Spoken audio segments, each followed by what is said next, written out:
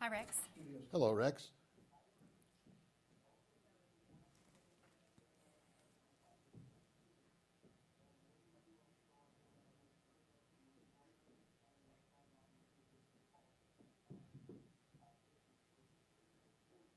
And I'm going to say I've got Dr. Julie. Give us your last name, introduce yourself. And then we've got Philip. Give us your last name, introduce yourself.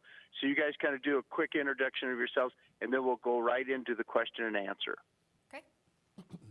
And I'll try to bounce it back and forth. I'll go say Dr. Julie, and then I'll ask the question, and then Philip, tell us about this. Rather than doing all Julie and then all Philip, we kind of mix it up a little bit. Is that okay? Perfect. Works for us. All right. Let me get us set up here. Sure, I've got it. Ready to go. And here we go. 3, 2, 1. Welcome back to the show, everyone. It's called the Business to Business Network Show. My name is Rex Perry. I am the host and creator of the show. And for about 20 years now, we've been doing a business to business radio show on KFNX AM 1100 News Talk Radio. We talk business, politics, and economics. And our next guests, we've got two of them. Dr. Julie, give us your last name. Introduce yourself, please. Sure. My name is Dr. Julie Philly. I'm a pulmonologist at the University of Texas at Tyler. And also joining us is Philip. Give us your last name. Introduce yourself, please. Dr. Philly and I are here. I am Philip Lietman from NTM Info and Research, a patient-centered organization for Ntm Lung Disease.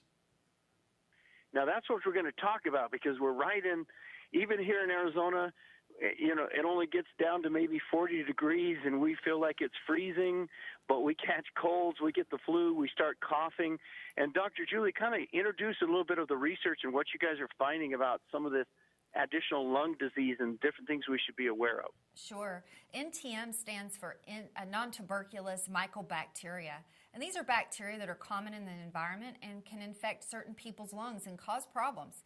Some of the side effects can be a cough that simply won't go away, weight loss, debilitating severe fatigue, and some people may even cough up blood.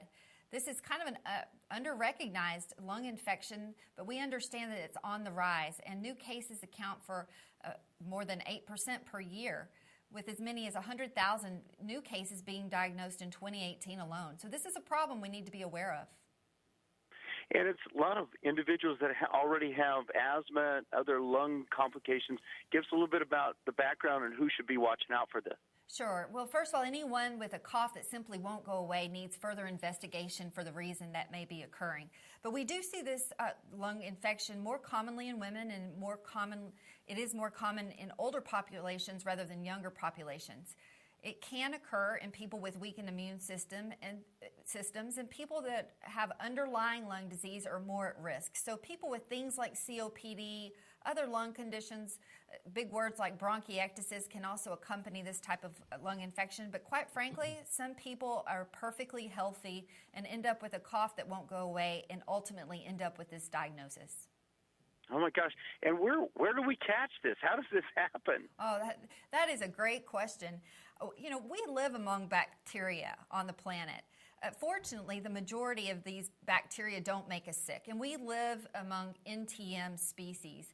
There's multiple different kinds, but these bacteria can be found in our water supplies. So this can be found in common tap water, in shower heads, in water faucets, in laundry faucets.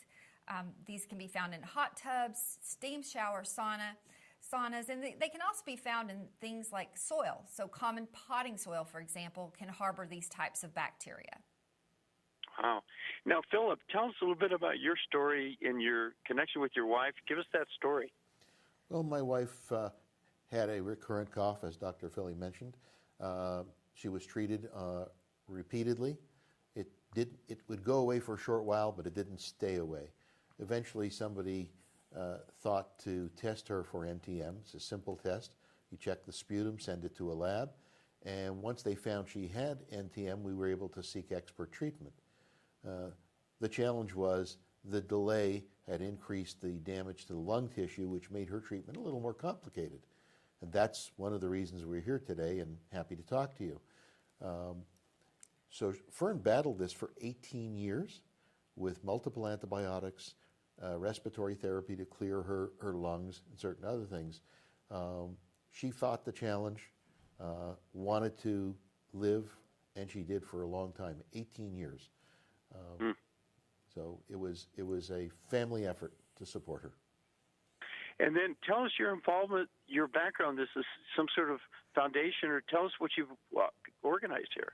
Well, Fern in 2002 decided we needed to help other people. There wasn't much on the internet. There wasn't as much known.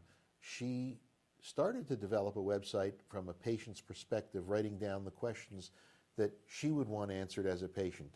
And we developed ntminfo.org. I'll repeat it, ntminfo.org. That was written from a patient's perspective, but reviewed and verified by doctors. The other website that's out there that's excellent is aboutntm.com, also extensively reviewed. These websites and the increasing knowledge with physicians can empower patients. So my message is, if you're a patient or if you have a loved one who's got a recurrent cough that gets treated and either won't go away or keeps coming back, think about NTM. Ask the doctor to test for it. It's not routinely thought about, but it's not difficult. If that diagnosis is made, you're going to have a better quality of life and likely a much longer life. Wow, excellent. And again, it's Nancy Tom Mother, NTM. In radio, you got to do it over and over and over because sometimes things just fly past. NancyTomMother.org, did you say? No, info.org. Info.org. NancyTomMotherInfo.org, and the other is aboutntm.com. Excellent, excellent. And Dr. Philly, anything else you want to share with the audience? What we're saying is, if you got something like this, get it checked out.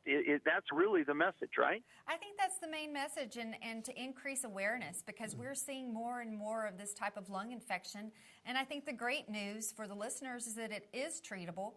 I want to just reaffirm it's not contagious, and we do live among bacteria, the majority of which do not make us sick. But keeping this in mind can really help patients and help prevent long-term lung issues in the future. Well, working down here at the radio station, we're all kind of smiling because we get into these microphones and you have to get up really close to them, and you think to yourself, who was using this microphone 5 minutes ago?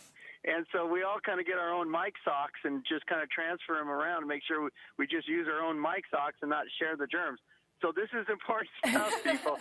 We really appreciate it. Let's try this again. NancyTomMotherInfo.org, correct? Yes. And the other website is aboutNancyTomMother.com. We got to get it out there, get information, get checked out. Thank you both so much. Great work. We got to do a break. Stay tuned. We'll be right back. Thank you. Thank you. We got it. Thanks. Appreciate it.